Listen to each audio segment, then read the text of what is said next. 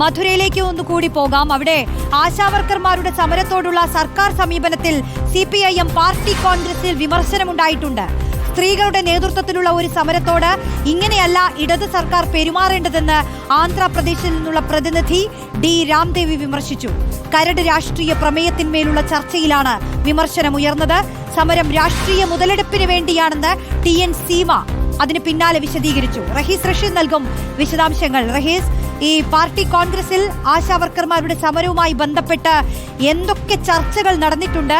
മാത്രമല്ല, ഈ ആന്ധ്രയിൽ നിന്നുള്ള പ്രതിനിധി അവരെങ്ങനെയാണ് ഈ വിഷയത്തെ കാണുന്നത്?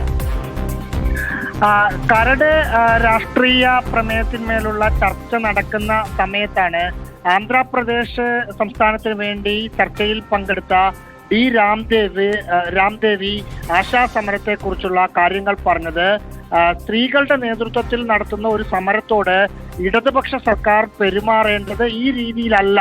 അവരുടെ സമരത്തെ അനുഭാവപൂർവം പരിഗണിക്കേണ്ട ഒരു നിലപാടായിരുന്നു ഈ സർക്കാർ എടുക്കേണ്ടത് എന്ന് അവർ പറഞ്ഞു. 2 മാസം ആയി സമരം, 2 മാസത്തിനടുത്തായി സമരം നടത്തിയിട്ടും അത് തീർക്കാൻ സർക്കാരിനായിട്ടില്ല എന്നത് വീഴ്ചയാണ് എന്ന് അവർ പറയുന്നു.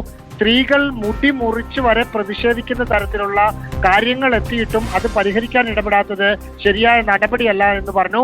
അതിനുശേഷം കേരളത്തിൽ നിന്നുള്ള പ്രതിനിധി TN സീമ സംസാരിച്ചപ്പോൾ ആന്ധ്രാപ്രദേശിൽ നിന്ന് പ്രതിനിധി സംസാരിച്ചതിന് മറുപടി നൽകി.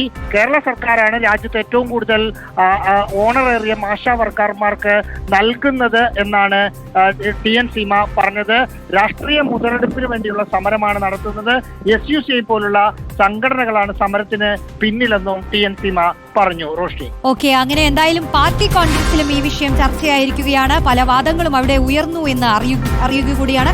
റഹീസ് റഷീദാണ് വിശദാംശങ്ങൾ നൽകിയത്. നമുക്ക് ഒരിടവേളയ്ക്ക് ശേഷം കൂടുതൽ വാർത്തകളുണ്ട്, അതിലേക്ക് എത്താം.